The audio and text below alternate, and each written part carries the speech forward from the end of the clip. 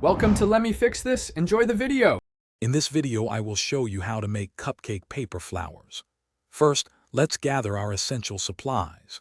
You'll need about 6 to 10 cupcake liners per flower, a pair of sharp scissors, and a hot glue gun with glue sticks. Also, have some floral wire, green floral tape, and small decorative buttons or beads ready. These simple items are all you need to begin crafting beautiful, handmade blooms that will never wilt. Now let's transform those flat cupcake liners into delicate petals.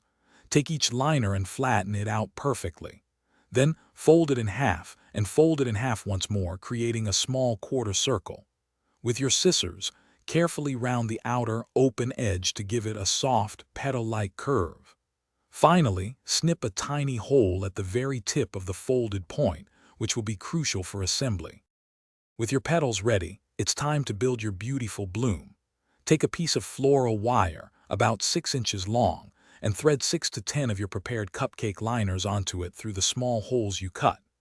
As you layer them, apply a tiny dot of hot glue between each liner near the center to hold them together. Gently crinkle and arrange the layers, pushing them upwards to form a full, three-dimensional flower.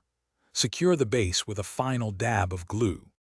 To complete your lovely cupcake paper flower, let's add some finishing touches.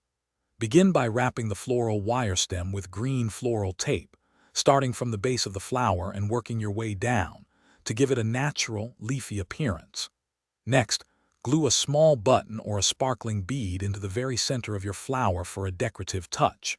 You can create a beautiful bouquet with several flowers, or use them individually as charming gift toppers or party decorations. Thanks for watching. If you found this helpful, don't forget to like and subscribe.